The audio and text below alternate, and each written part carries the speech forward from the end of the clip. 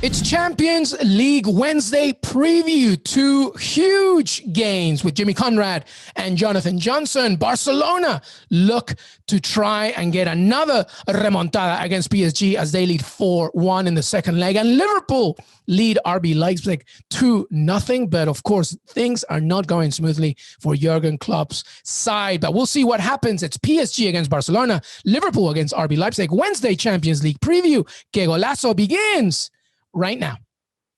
Hey everybody, welcome to Qué Golazo Champions League Wednesday preview. Some big games, and we welcome, of course, Jimmy Conrad wearing Liverpool. I see where you're going with this, Jimmy. Listen, first and foremost, I want to make sure that everybody knows that you never pod alone, okay? That's first and foremost. Second, I want to say that I just want to give them some good vibes, okay? I have a lot of friends that support Liverpool, and they're really in the dumps right now, right? They're feeling down about everything. And I just thought this would be a nice way for me to show some support. Very nice of you. But Jonathan Johnson knows, unless you've suffered relegation and championship, get out of here. JJ, Jonathan Johnson, how are you, my friend? Hey, very well, thanks. How are you guys doing? It's been a while. It's been a while. So happy to have you, JJ, with his beautiful PSG background. And of course, we begin with that huge game in the Champions League on Wednesday, round of 16, second leg, PSG hosting Barcelona. PSG with a 4-1 lead. Before we begin with Jimmy's easy money and, of course, JJ with his analysis, obviously the biggest news, Neymar is out of this one. Even though he was training, he is out of this game. So that's a big one that everybody needs to know. And we will continue now with Jimmy. Give me some info on this game, and what do you think as PSG hold a 4-1 lead? That's the thing. They are holding on to a 4-1 lead. I don't think their intent is going to be the same as it was in leg one, where they really wanted to put their stamp on things and to get that early lead. And obviously, Kylian Mbappe was amazing in that game and really let everybody know that he's going to be a force to be reckoned with for probably the next 10 to 15 years. I think that Barcelona are going to do something in this game. I don't think they're going to lose this one. They've never lost 3 straight Champions League games in their history. They lost to Juve on the last match day. They lost to PSG in leg one. This would be unprecedented. They got a boost. They've been playing pretty well. They've come back from against Sevilla in the Copa del Rey semifinals. I'm just trying to lay all this out for you guys. That I think there's a possibility Barcelona are still in a shout with the treble. Everybody, they could win La Liga. They're clipping the heels of Atleti. They're now in the Copa del Rey final, and they have a lot of work to do in the Champions League, especially in this one. But I think they're going to get a result. I found some good value on William Hill. Leo Messi to score with his left foot plus 110. I think he's going to score. Even if he takes a penalty, it's going to be with his left foot, so you have to respect that. And then I like Barcelona to win, both teams to score, plus 325. I was wavering on this a little bit because I could see a 2-2 draw. This game is screaming 2-2 draw to me, but I think that Barcelona are going to do enough to do it, even though you guys are going to be like, are you kidding me? That back four for Barcelona is in shambles, and we got Di Maria back in the team, and Mbappe, of course, and Icardi leading the lines, and it doesn't matter if Neymar plays or not. They're still going to score because PSG just score, but both teams are going to score. Barcelona to win plus 325. I'm going with it. I'm not turning back. Whoa. We're getting some good analysis and some very brave guys. You know what? I'm not completely far off that. Jonathan Johnson, what say you from Paris and PSG, especially from their perspective? Yeah, absolutely. Obviously, the plan for PSG was to bring Neymar in at some point during the game, most likely in the last 15 minutes, potentially to play a cameo. So that's a disappointment. I'd say that the biggest concern for PSG in this game is the absence of Moise Kean, who tested positive for COVID-19. He's been out isolating, and he won't be back in time for the game. So that's obviously a disappointment for Mauricio Pochettino, considering the way that he played in the first leg. But I think PSG have a point to prove coming into this game. Like Jimmy said, I don't think you can count Barcelona out because of their recent turnaround in form. I don't think that if they were to get a positive result, it would be enough to turn the whole tie around and advance. But I could see Barcelona getting a positive result. I'm not sure that I can see PSG giving up too much from their first leg lead. Mauricio Pochettino knows very well how this side has only just sort of cast off the shadow of remontada that had been cast 4 years ago, and it's something that the French press have started to talk about in the build up to this game, but almost kind of half-heartedly, really. They don't really believe that this Barca side is going to pull off another comeback like that one. So I think that the big question mark is, how attacking Pochettino makes PSG from the start of the game. Obviously, Mbappe is coming off the back of that fantastic performance against Barcelona, where he got the hat trick. He's been rested as well domestically because he was suspended for the trip to Bordeaux last midweek. Played over the weekend against Brest and scored a fantastic Ronaldo Nazario-esque effort. And I think he'll be feeling confident. And I think that PSG will be looking more at how to ensure that they don't lose this game or fall behind early enough, to sort of set the jitters going within the team. I think that they will definitely have enough to score multiple times. And I don't dislike Jimmy's 2-2 suggestion earlier. Well, yeah, I mean, it is an entertaining thought to think that. And by the way, if you go to cbssports.com, you can read a lot of Jonathan Johnson previewing this game and much more, including in the Champions League round of 16. But Jimmy, let me ask you a question. Do it. Let's take away Mbappe for a second. Let's take away Lionel Messi for a second. If Barcelona were to do this, it's highly improbable, but not impossible. Let's say if they were to do it, where is it coming from? Because it's not just Messi, right? As much as we obviously depend on him if you're a Barcelona player. But if Barcelona were to even hint at something close to a remontada, who else could help out? Well, Jordi Alba, I think, has really stepped up, not playing much defense, but boy, does he like to bomb forward every time he's in the box. I'm like, why is he in the box? But then he's there and he's scoring some great goals. I know he came off with a bit of a knock over the weekend, but I think he'll be back and ready to go in this one. And he's very important. And Messi's always looking for him, right? If Messi's kind of caught in the middle and it doesn't look like there's a lot of movement, you're going to sense that Jordi Alba is going to be bombing forward as he times his run to get behind the back four. Scored a great goal this weekend exactly for that point. He did. And so I think that's something to keep an eye on. Ousmane Dembele has been very good. Obviously, he can create on his own, scored a very big goal against Juve in Turin in the Champions League group stages, which ultimately gave Barcelona the confidence to go on to win that 1-2-0. Antoine Griezmann has been very good as of late too, but they need to score early. To JJ's point and what we saw in the La Remontada before, they scored early. Luis Suarez scored early in that one, and that really set the tone. There was that belief, we can do this, we can get back. And obviously, they're at the camp now in front of 80,000 people, all urging them on. So that's a little bit different than the circumstances now. PSG have 4 away goals. So even if Mbappe wasn't playing, I suspect that PSG will still get through it. Pochettino was going to organize the team very, very well. I'm a big fan of Keylor Navas, who doesn't get the credit he deserves for all the success that he had with Real Madrid. I still like Verratti underneath as the number 10. I think when he's higher up the field, the team just flows a little bit better, but it's important that he's in the team. Di Maria comes back in, and I think Icardi will be busy as well, especially against the back four of Barcelona. Yeah, I know they have a few clean sheets in a row, and they're kind of tightening things up, but this is Osasuna is not PSG, you know what I mean? So I think that this is going to be a long one. I still think Barcelona can get a result, to JJ's point. The 2-2, if you wanted Barcelona to and both teams to draw, both teams to score, that would be plus 310, just to give you guys another value there on William Hill. So from you, JJ, non-Kylian Mbappe, non-Messi, who are you looking for to make a point here? Because you talked about, obviously, we all did, obviously, about the 4-1 lead. So it's about protection for Pochettino as much as it is going forward. So I'm imagining the midfield is going to be very busy on Wednesday. Who are you looking for to make an impact aside from the main obvious names? Yeah, I mean, I think if we're casting our eyes towards the midfield, a key figure in that PSG makeup will be Leandro Paredes, Spanish speaker. He'll be able to trash talk a lot, try and disrupt Barcelona's play. He's Argentinian, JJ, so he has that extra banter as well. Yeah, exactly. But he's perfect for these kind of games because he gets in the face of the opponents, breaks up what they're trying to do. The only worry I'd have from a PSG point of view is you've got guys like Paredes on a booking. So if they pick up a yellow card, they're potentially suspended for the next match after this. This was also a concern about Neymar coming into the game.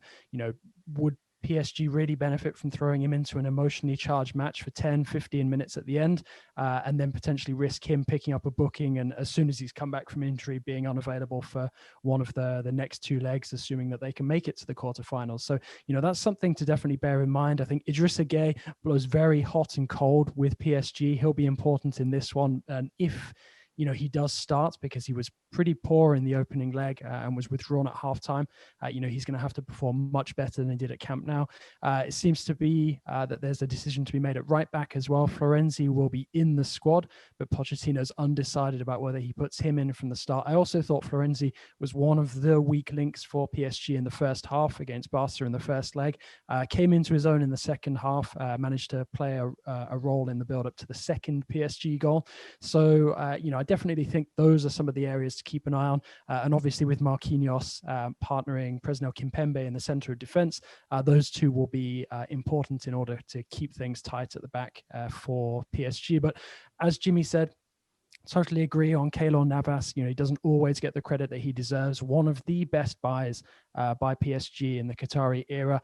He's worth his weight in gold in these kind of matches. And you wouldn't fancy Barca putting too many past him on the night because, especially in the Champions League, he seems to come up big so often. It was the case with Real Madrid, and it's still the case with PSG. And I think he'll relish coming up against an old nemesis like Lionel Messi. Yeah, I'm really conflicted about this one, guys. A lot of information from both of you. Thank you so much. I don't know. I want to be a romantic and I want to see something special, but 4-1 might just be too much, even for Barcelona looking good. So all right. So you're sticking with 2-0, Jimmy Conrad. I'm going to say, just for fun, I'll say 3-2 Barcelona, but that's got strong 2-2 vibes. And so I'll let, if you guys are betting, just make sure you consider all options there. But okay. I'm kind of straddling that fence, 3-2, 2-2. 2-0, 3-2, regardless, PSG going through. 100%. Yeah. Jonathan Johnson? I'm going to stick with my original prediction that I made in the piece that went up a couple of days ago. And I'm going to say 2-1 PSG. That's bold. Yeah, I forgot what I said in that piece, so I'm just gonna make an. I think that's convenient. Yeah, yeah, because I'll be wrong either way. It doesn't matter. I think I see PSG winning this game, but PSG going through. So I would probably go for a 2-1 Barcelona, but with PSG going through regardless, because the lead is just too big. All right, we're gonna take a quick break.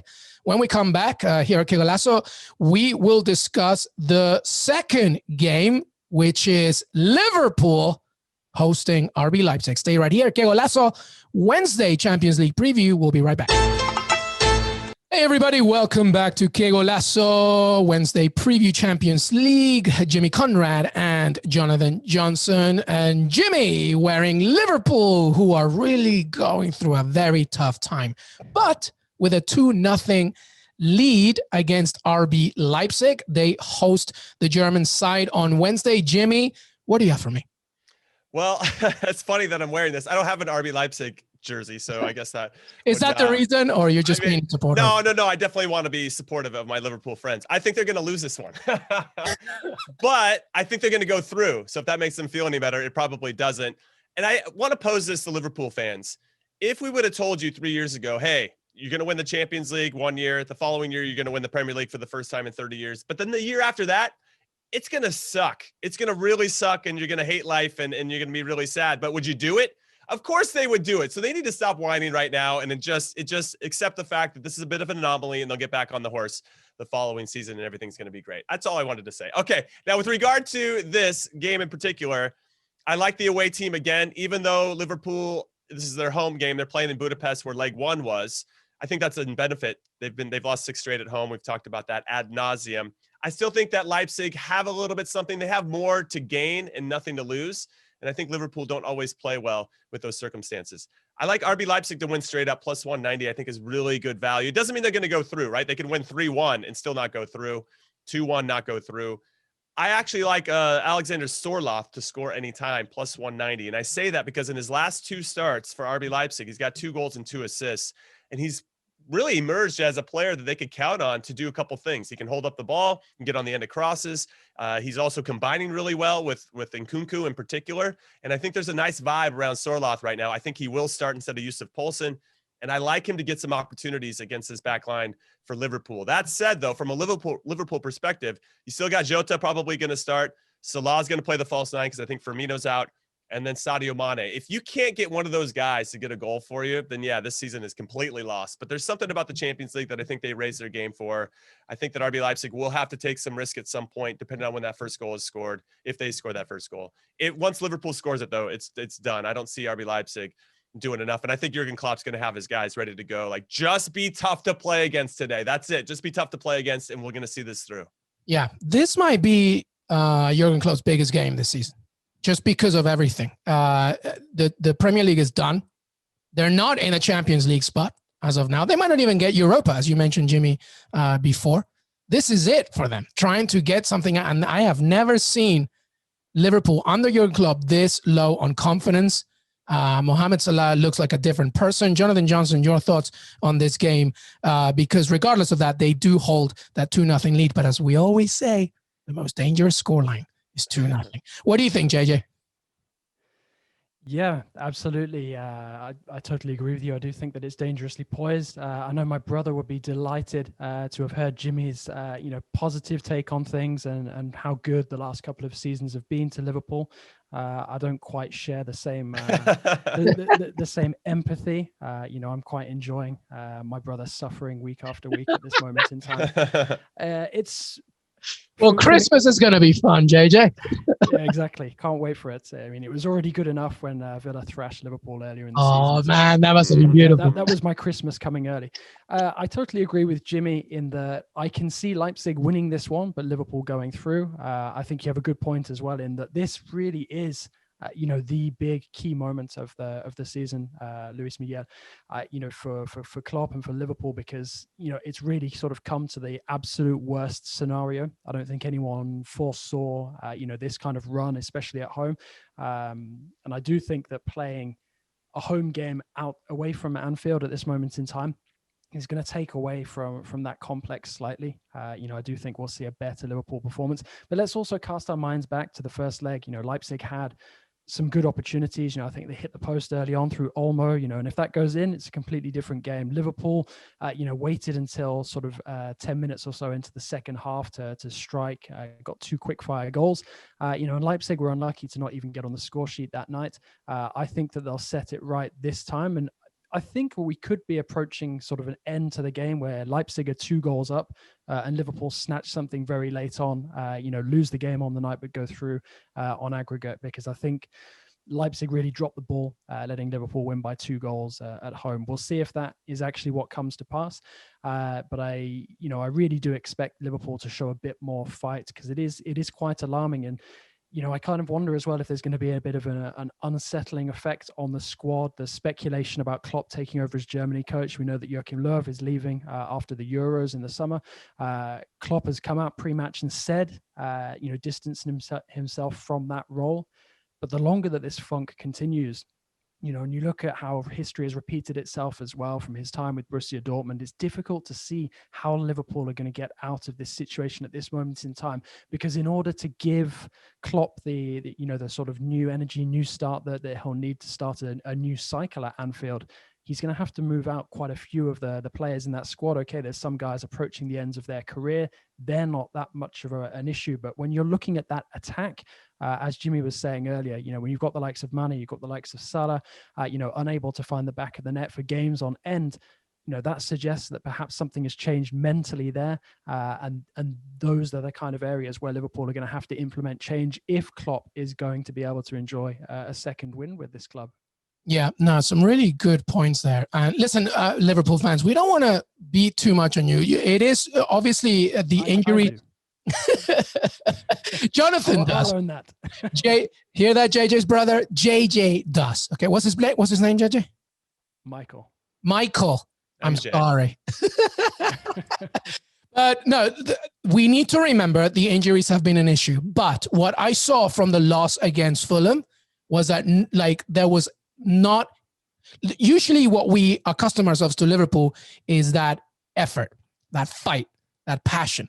You didn't see it. And you make another good point, JJ, that this game, by the way, is not at Anfield. It's not at a packed Anfield.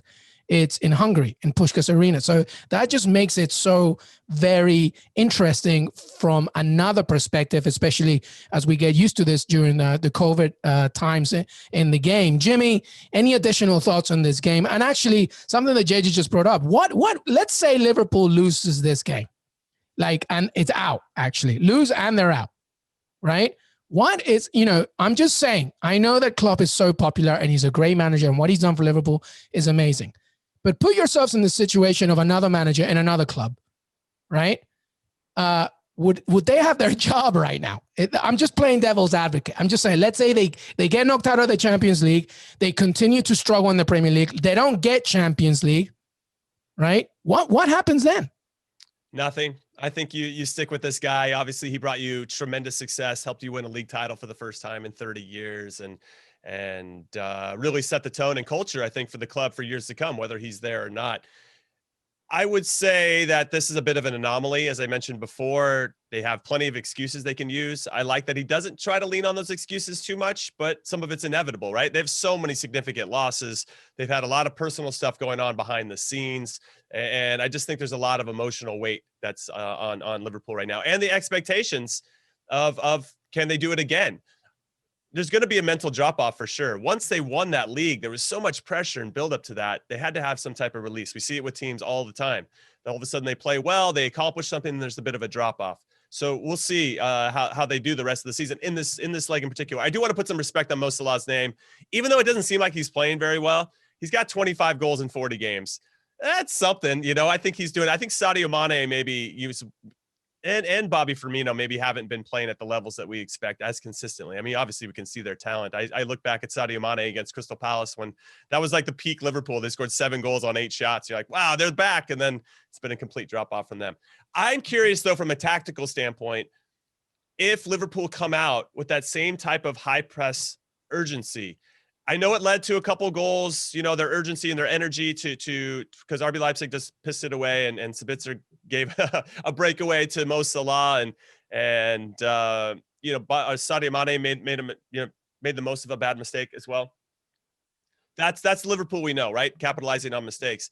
If they press so high because of all the games that they had, you can still do that type of pressing, but you can drop off about 20 yards. And I think that will kind of shorten the space of the field so that RB Leipzig can't get in behind. Not that Sorloth is going to do it or Nkunku, but they can't create maybe those numerical advantages, because if they break that first line of press, RB Leipzig from Liverpool, then that's where things start to open up. And that's where I think Liverpool really struggle in that defensive transition.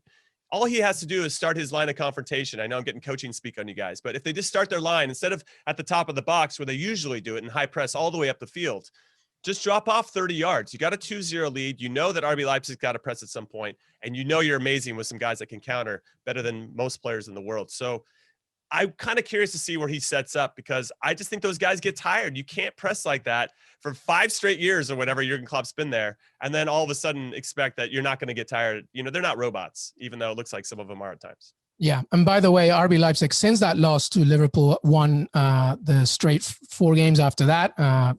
3-0, 3-2 against Mönchengladbach, 3-2-0 against Wolfsburg, 3-0 against Freiburg. So, they're high on confidence. So this is going to be an interesting game, and to both your points, how they approach it. All right, Jonathan Johnson, what's your final score prediction on this one? Liverpool beginning this game with a 2-0 lead. Like I said earlier, I think that Leipzig will win on the night, but I think Liverpool will go through on aggregate. So my call is 2-1 to Leipzig. 2-1 to Leipzig. Yeah. Jimmy Conrad? Yeah, I agree with that. JJ's smart man.